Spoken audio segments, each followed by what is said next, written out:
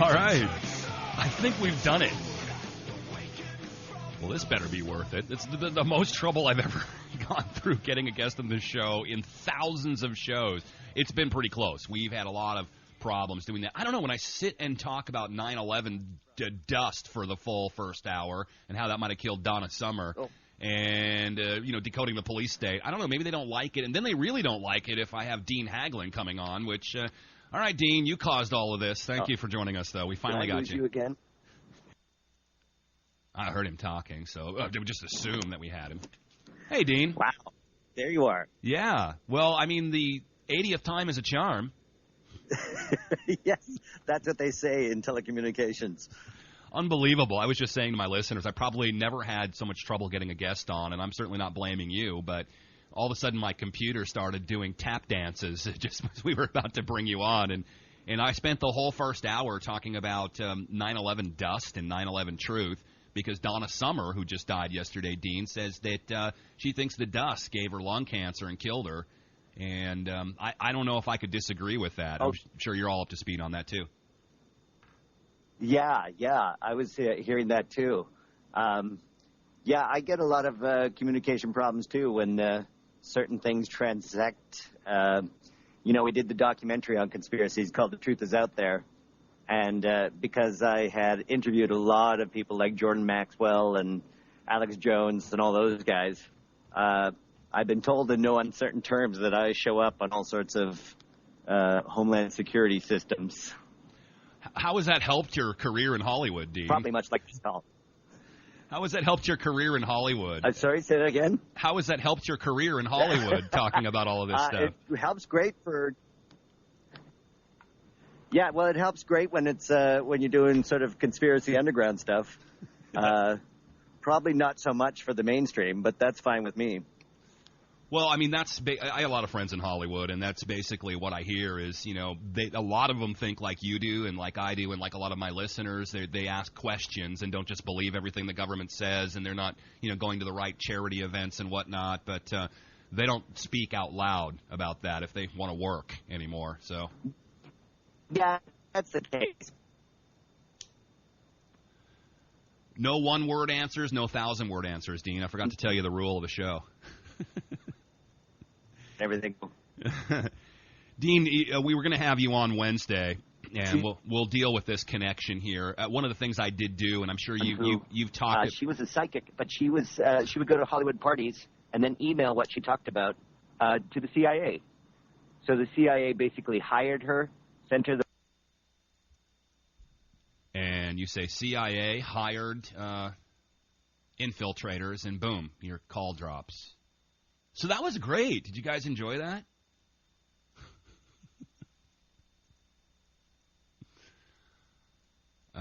Robotic sound, words cut off, delay, a slow or busy internet connection.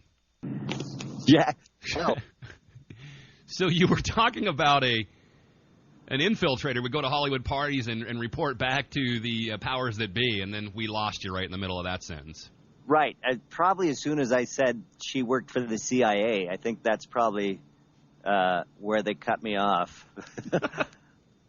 But yeah, no, she would do that. She would go every weekend to these highly exclusive parties and report back. So there is a connection for sure. What did she find, I wonder? What are they talking about? I remember they used to, in the Red Scare, they would go, monitor these Hollywood groups to make sure they weren't communists or something. But what do you think they're looking for now? Just complete obedience? Well, I think it's more about, if your films have a maximum foreign distribution, that's going to be influencing foreign policy in some way. So they want to just make sure that there's, no filmmaker or a group of filmmakers doing subversive Hollywood blockbusters or something like that. I suppose that's what they're worried about. It's subversive because it could hurt the plans of global intelligence or something, Dean. Did you read David Robb's book called Operation Hollywood? Have you ever had a chance to look at that? Yeah, I did have a look at that. I didn't read the whole thing, but a lot of that was a lot of what she was saying, too. which is basically that if you want to make a war film and you want to use a tank or you want any kind of help at all, you want to repeat something that the Pentagon might own, they need total script approval in order to do that. Pearl Harbor was used as one of the examples for that. Absolutely, and they will not support you in any way if it's an anti-war film. They were trying to redo All Quiet on the Western Front, the World War I anti-war film, and the military refused to give them vintage military equipment, so they had to go to props departments. The FBI also recently had a session where they invited all the writers, TV writers and stuff. They said basically to make it more accurate when you have an FBI agent on your TV show. But in fact, a lot of the writers that I know that are a little more edgy said that it was, kind of a indoctrination thing. Write like this or you don't get any approval. And if they don't get you there, then they get you at the distribution angle, which is completely controlled by the Illuminati, as I might call them. My friend Robert Edwards did a movie called Land of the Blind, an amazing film, Dean, and it had some superstar actors like Donald Sutherland and Laura Flynn Boyle and others in it. And I just love this film. It's for free on YouTube. We've got it on our website as well at deadlinelive.info. And Robert has, worked with Johnny Depp and a lot of people, and he'd come on my show, and we'd talk about how this movie's going to get out and what a great movie it was. And it went straight, like Idiocracy, right? It went straight to video because it was just too real, man. Oh, really? And that's the thing, the marketing departments seem even more buttoned down than distribution, so that even if there is like a really great movie with a message, they're not going to give it the proper marketing support or market it incorrectly. Like John Carter wasn't subversive at all, but it was definitely marketed incorrectly, so that everybody's expectations were completely altered, and the movie never went anywhere. So They Live, a great movie as well, where you get the sunglasses and you are able to see that you are being completely controlled by propaganda all around you, and these hideous little creatures are Rowdy Piper, man. And that was kind of a low-budget film. It's become a cult classic, though, since, and it's kind of like The Matrix. Did you notice in the movie The Matrix that Neo was born on September 11th, 2001, which was, of course, filmed before 9/11. Do you think there was a coincidence in there? Yeah. Well, this is what we often talk about. Our spin-off from the X-Files, the Lone Gunman, in that pilot episode, we actually stopped a plane from flying into the World Trade Center 8 months before it actually happened. And so this idea of a collective unconscious that was going through all these movies and books and stuff like that before that happened, I think is true, and you can see that in other movies too that later come out. I can't think of an example right now, but of course, that all of the artists that work here are connecting to some sort of deeper undercurrent. Yeah, and if it doesn't happen before, sometimes they'll tell you after that, they'll redo it in a movie after and just admit to something. Like there was a movie with Gina Davis and Samuel L. Jackson. I can't remember the name of it, but it pretty much admitted what happened in 1993 World Trade Center bombing, which we know through tapes that they had an informant in there. They were doing an entrapment, an FBI, CIA sting operation. They literally gave these guys the bomb to bring into the World Trade Center Tower in 1993 under the wonderful President Bill Clinton. And they did it. They did it, yeah. And then they claimed incompetence. They lost control of the operation or something. That was convenient. Yeah, isn't that convenient? And then that started the whole ability to prosecute them through the RICO thing, which is then why they originally called them Al-Qaeda. The terrorists weren't called Al-Qaeda. It was the FBI calling them Al-Qaeda so that they could prosecute them through the RICO clause, because they had to be in a gang in order to prosecute them. Which makes sense, considering Al-Qaeda in some dialects means the toilet. It's kind of unimaginable that they might name themselves after the toilet. That's right.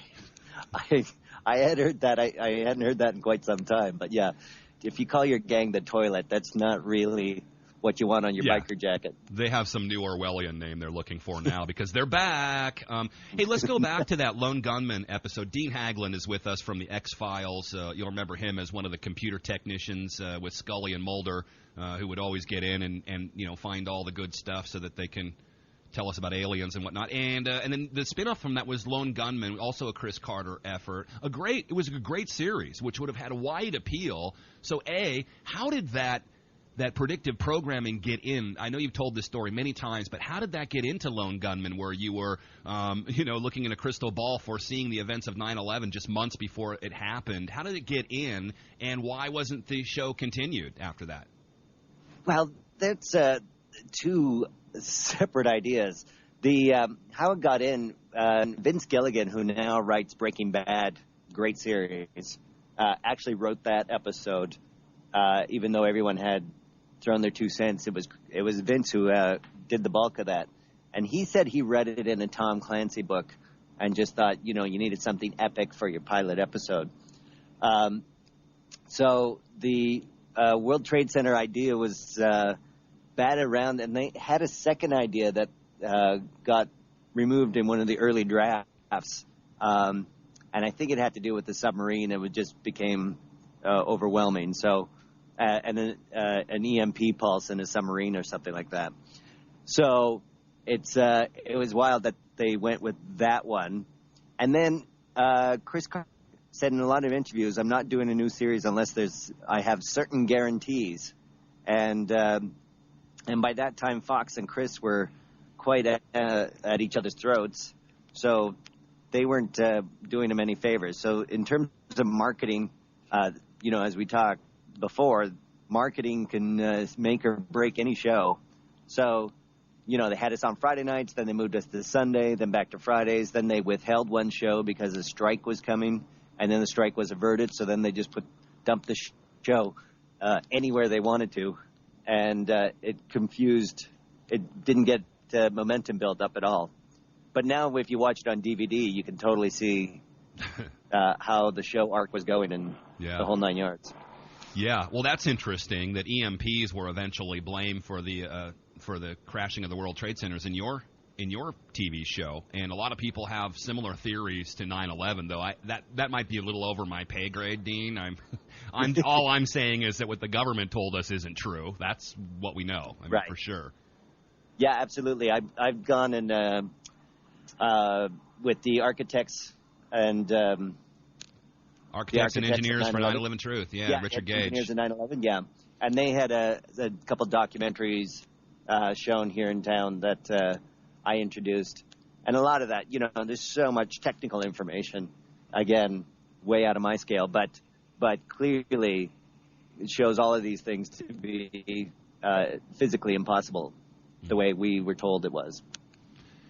How's life for you, Dean Haglund, in this growing technotronic police state? Are you one of the people that notice this?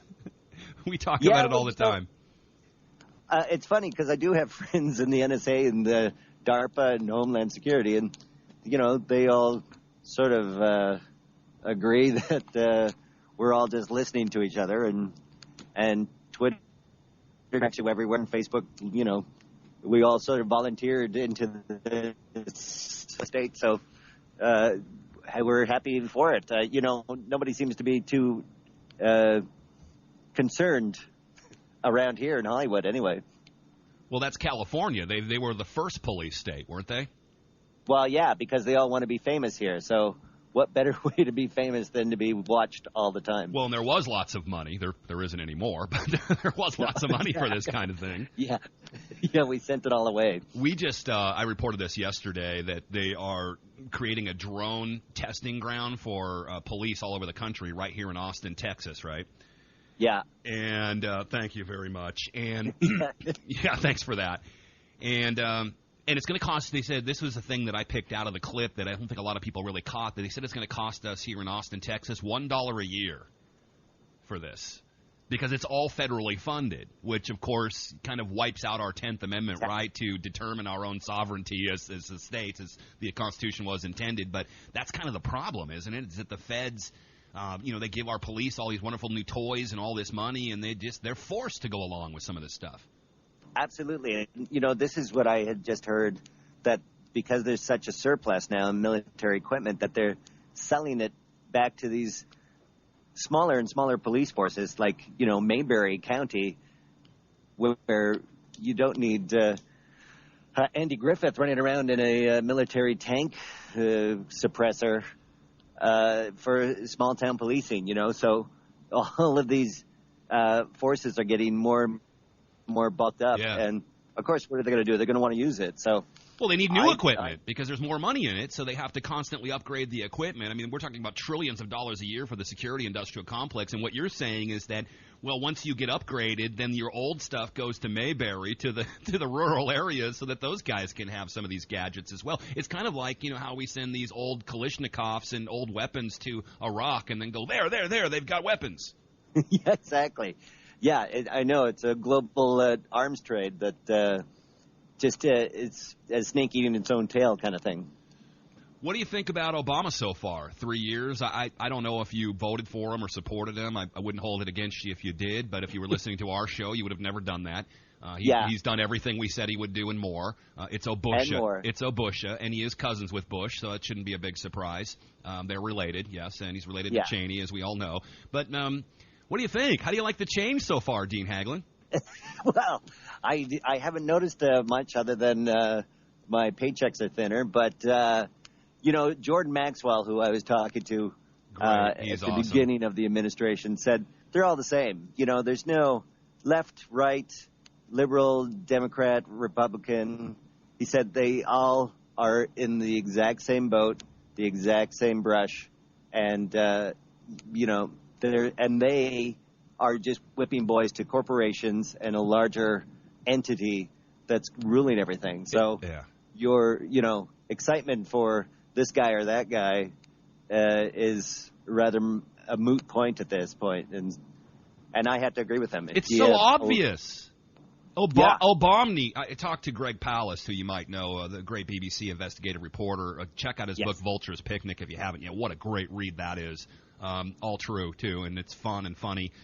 But I asked him every election when he comes on who's going to win, because he always gives the best answers. In 2004, I remember he said fear would win the election. And I asked him this time, Dean, and I said, who's going to win the election in 2012? He said, Nixon. So it's Mitt Nixon or Barack Nixon. Which Nixon do you want to vote for? Well, exactly. That's hilarious. That's very funny and very true. It's gone full circle. Did you see the Oliver Stone movie, Nixon? Did you happen to catch that? Yeah, I did. With Tony Perkins or Anthony Hopkins. Anthony Hopkins, yeah, doing a great job. He didn't look like him, but he totally got the spirit of that sort of thing. And that paranoia, that creeping paranoia that I would think anybody in power would have now with, these Occupy movements and everything rising, that you would just be like that bully in the 8th grade that realized that everybody else was getting stronger around him, so he started panicking more and more and gotten more and more violent before he's crushed. Well, there is a little Hannibal Lecter in Nixon, so that was a pretty easy crossover. Well, I want to talk about Occupy and stuff like that, but the reason I mentioned the film is there's a great clip in it, which I assume Oliver Stone, who's back with us, we hear now, and not making propaganda films at the moment. Oh, good. There's a great little clip in there where Nixon is at a cocktail party, and he's treated kind of like Obama in a way, like a ugly stepson, like a redheaded stepchild, and he doesn't get a lot of respect from the elites. And he's at this cocktail party, and he wanders up, and there's a group of people, and one of them is Henry Kissinger. Who, by the way, was just groped in an airport. We hear that sounds like that story. Yeah, it sounds like a setup. Look, they can grope Henry, they can grope us all. But Henry Kissinger in the movie, in the Oliver Stone movie, Nixon says, "What good is democracy if a Rockefeller can't be president?" Exactly. What good is democracy if a Rockefeller? And they almost did it. Nelson was almost president. I mean, they tried to shoot Ford several times. He just wouldn't die. I know. Yeah, that's the thing, right? And they say also that his clumsiness was also part of the attempt to remove him, that he wasn't actually that clumsy, that they were doing things to make him unstable in his own head. Were they drugging him like they did with Bush, you think? Or a psych-op operation like sleep deprivation or I had heard a variety of things like that his clumsiness was not innate. That wouldn't be hard to do. All you'd have to do is call him every 10 minutes and tell him there's an emergency. You just don't let the guy sleep. And, yeah, that might work. Yeah. You know, I mean, how hard is it? And then you go down a flight of stairs on camera and it's game over. He was on the Warren Commission. A lot of people don't know that about Ford. And big CFR member, Council on Foreign Relations. Oh, that's right. And creating the nonfiction pieces for the future. And he pardoned Nixon, and as we know, Clinton came in after the one term of Poppy Bush. You know why they call him Poppy, right? Because he's king of the opium crops. And and Clinton pardoned or stopped all the investigations into Iran-Contra, which we have massive evidence. Right. Oh, I have a helicopter flying over my head. Dude, you've got connections at the NSA. Can't you stop all this from happening to you and me right now? You would think, right? Yeah, no, I'm not in that pay scale for some reason. There's still, it's gone now. Stay on politics. What was your view of the whole Ron Paul campaign this time around? It definitely got a little more traction, but I have never seen in my life, they always call it voter fraud. It's our fault, right? But I've never seen a bigger case of election fraud in an election. My entire life, I'm almost 50 years old, Dean. It was incredible what they did to him, what the media did to him. I was a supporter, not a follower. And to me, the media was the biggest. Yeah. Go ahead. And to my mind, the media was the biggest surprise on that one. It wasn't a surprise, but I mean, it was a surprise how far they went. Maybe. Well, it was a surprise how far they went, but it was. But you would think that the ground, the Twitter feeds and all that, what I was, you know, he had traction, and yet there's.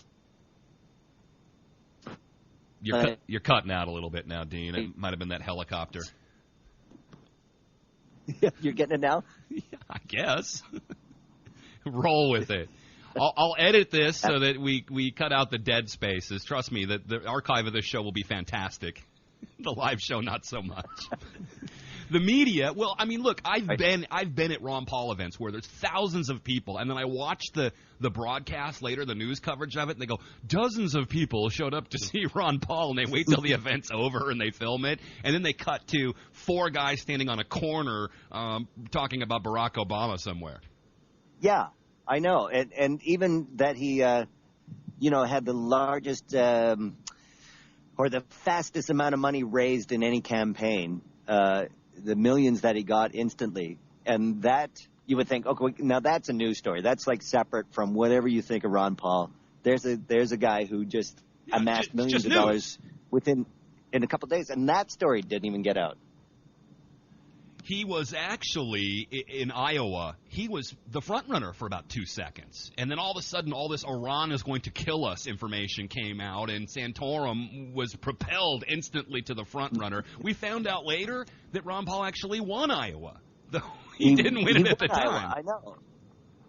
And you would think in the primaries that you would have the ability to count. There wouldn't be hanging chads or whatever the hell. Well, that gets into the whole Hegelian dialectic, doesn't it, Dean? I mean, we had the Chad problem in Florida, so therefore we needed electronic voting machines, which are the old adage, and you know this because you played a hacker on TV, that he who hacks last wins the election, I guess.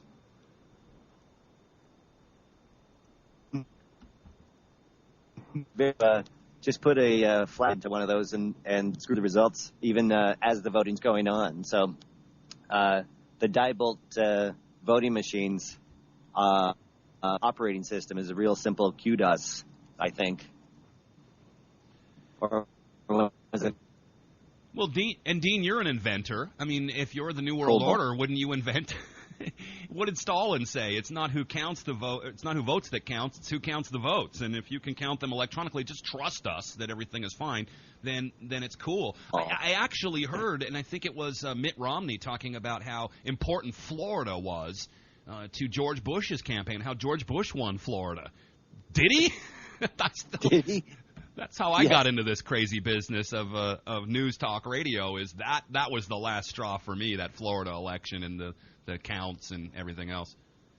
Absolutely. I think it was Patton Oswalt, the famous comedian. He was in Pittsburgh or something, and he got the crowd real riled right after that election, and they started throwing bottles at him, and he ended with the stage. He ended the stage show by saying the only difference between Hitler and Bush was that Hitler was elected, and then the manager had to put a jacket over him and run him out the back. Well, that's comedy these days. Bill Hicks would have been chased down by an angry mob after the first gig he did. So true. Just here in Hollywood, the Melrose in Hollywood, some guy went up on stage and started punching out a comic just recently, like a couple of weeks ago. Well, that makes for good drama, though. Yeah, but I think we're all losing our sense of humor about this sort of thing. Totally. The idea that anybody could just get up and sort of tell jokes or say whatever they want to say without someone else flipping out or trying to stop them physically becomes, a real issue. That's sort of what our documentary, The Truth Is Out There, was to do, was to give everyone a voice, regardless of, whatever one's reaction was to it. It was separate from what we were trying to do in the documentary. And, of course, we got a lot of criticism going, well, you're not really telling the truth because you're letting any whack job say whatever they want. Which you were having people think for themselves, actually. Or having people think for them. The concept and value, what is valid and what has value when somebody speaks. These are fine lines that we try to bring out in our documentaries. So it just seems that we're going down a road that it's going to make it harder to do stand-up, at least. I mean, just to even talk. Dean Haglund is with us, deanhaglund.com, and his movie The Truth Is Out There. Plus, he's an inventor. You invented Chili Pack, right? That it cools down your computer? Yeah, it's a laptop cooling system. Goes into the freezer, goes directly into the laptop, draws the heat away from the CPU. The whole thing speeds up. Maybe that's my problem today. Yeah, I know. Maybe that's it. It's not these helicopters flying over my head. It's that your computers are overheating. We'll bill you later for that plug. DeanHaglund.com. I want to go back to comedy for a second because Thank you. Because this whole show is like a comedic act today. Thank you for helping me with that today, Dean Haglund. I have a lot of friends in comedy like Dean Stanhope and Joe Rogan and some of these people. Yeah. And then you look and you see who are the biggest comics on the scene right now, and it's Jeff Foxworthy, all these guys, man.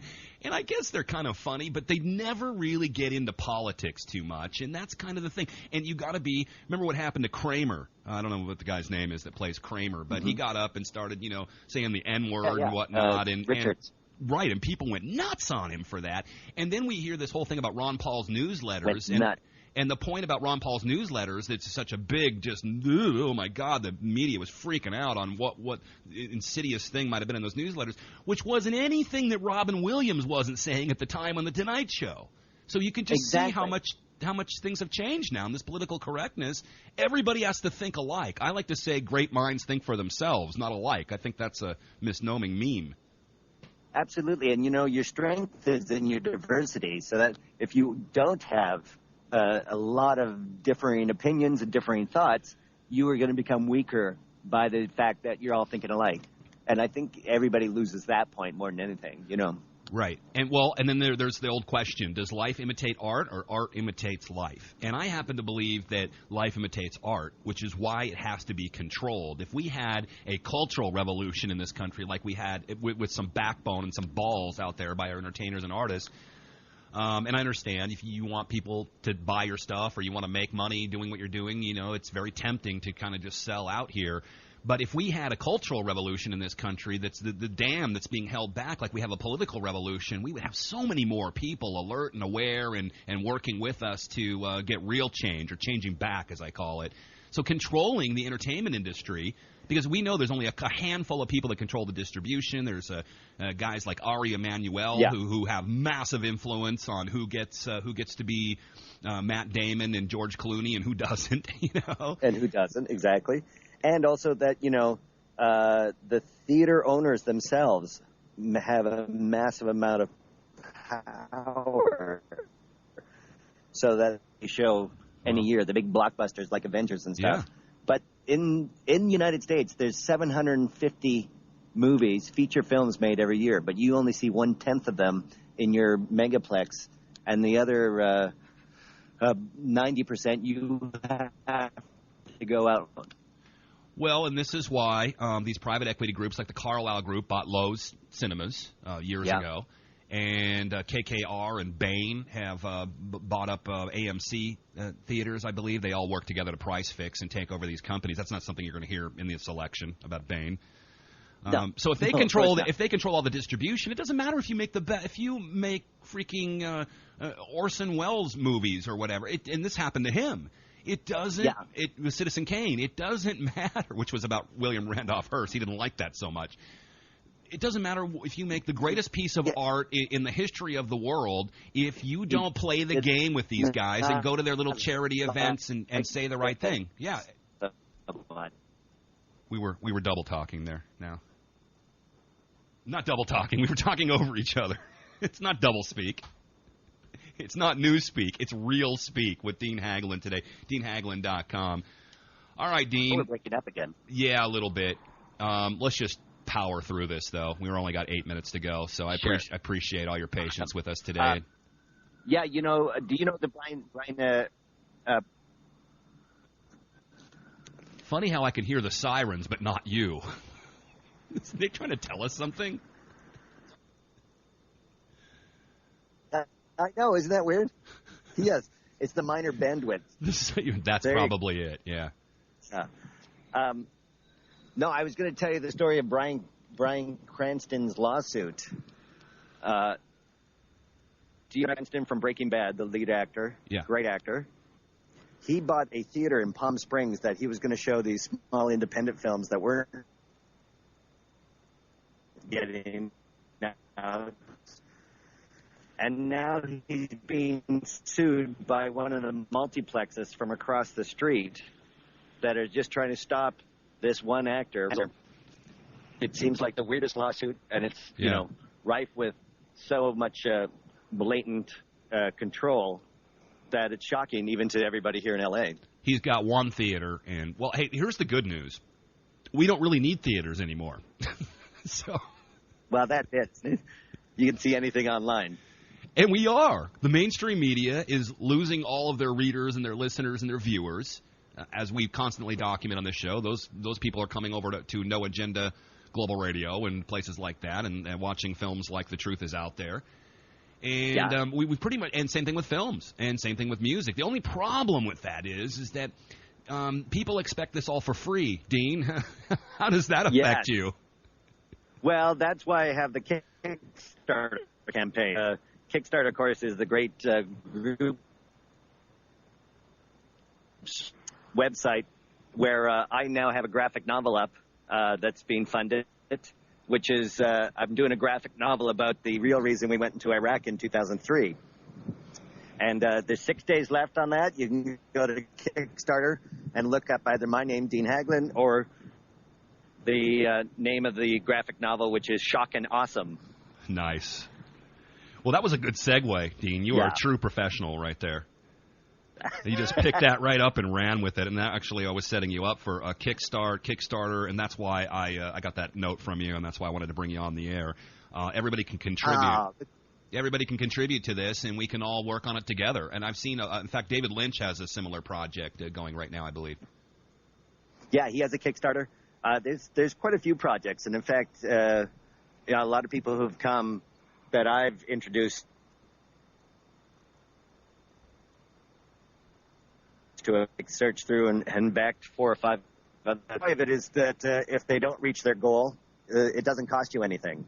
And if they do reach their goal, you often get really great rewards. Yeah. With my reward, you get original artwork. So regardless of what level you come in at. So and people can submit their artwork to the project as well if they want to get it involved. That's right. And in the higher levels, if you're in the very expensive level, you even get a character named after you in the graphic novel. How much will that cost me? Can I get that for this interview? It might be just a wee bit more than that, but we'll talk. Okay, I'll put some commercials in the archives. We'll barter here. This is the new money system in art in America. But the ultimate question was, That's right. and thanks for telling us about that, and please go check out Kickstarter, Shock and Awesome, Dean Haglund, deanhaglund.com. Please be involved in that because it's really cutting edge. But the problem is, happens with me. I do constant original content every day. But you could make a film and in your room, and it could come out awesome because you don't have to go to UCLA's film school anymore. You have that equipment now for hundreds of dollars. But nobody wants to pay for it. They all want it for free. How are you supposed to make a second film? This is why I always tell people, Dean, to vote with their dollars. So if you keep voting for Goldman Sachs, you're going to keep getting Goldman Sachs. You keep giving them your money, you're going to keep getting what you always got. But if you put your money into some ethical things, and especially in the world of art and entertainment, you're going to get better art and entertainment that's meaningful instead of this useless blockbuster crap. I never go to movies anymore because I'm always disappointed, But then there's the issue of you've got to compensate. You've got to compensate these artists and these people working on the original content, or they're not going to be able to keep doing it. Well, that's it. I mean, I think it was Napster that basically broke the lid on digital music, right? And then suddenly you had a whole generation but slowly that's changing. They're realizing now that it's not, but it's actually being distributed to the artist level.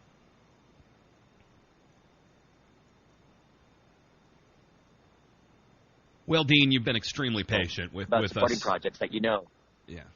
You've been really patient with us for the last hour. I promise you because last time you were on, we didn't have any of these problems. So next time we'll have this all sorted out. Or if it happens again, only when you come on the air, I'm going to be really suspicious about that. I know.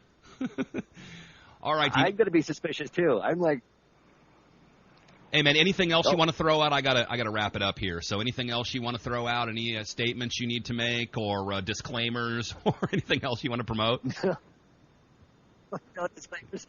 I'm presently in a good location in downtown Los Angeles. That's all you need to know. Undisclosed location. He's in his bunker, folks. And hey, man, Dean, you are awesome. I really appreciate you being with us today. And go check out Chillpack, deanhaglund.com, and all of his great work. Shock and Awesome, Kickstart. You really have honored us with your presence today. Well, I pretty much mean that. So thanks, Dean. All right. I'm going to thank you, Dean. I don't even know if he can say thank you back at this point. Well, that was an interesting little ride. And that's a good point to leave us on Friday. Stay tuned to No Agenda Global Radio. Thank you, Gitmo Nation, for bearing with us today. I think there was some really good stuff in that interview. I just got to fix it a little bit, and for the archive, we'll do that for the people that listen later today. You guys don't even know what I'm talking about because I'll have fixed this archive so good. It'll only take me about 6 hours to do, and luckily we offer those for free. Hey, if you want us to keep doing this, you want to keep getting our work largely for free, donate. Please go to deadlinelive.info and hit our chip in. Donate over there. Send us a couple of bucks, and we'll give you a shout-out. We really appreciate all your support and the great people here at No Agenda. All right, I'm out. Catch you later. Stay bold. We'll see you next week. You've been listening to The Jack Blood Show, sponsored by you, our great listeners and supporters. Tune in tomorrow, same time, same channel, for The Jack Blood Show, and check out our information always as we publish it 24 hours a day at deadlinelive.info. And stay bold. Mighty forces will come to your aid.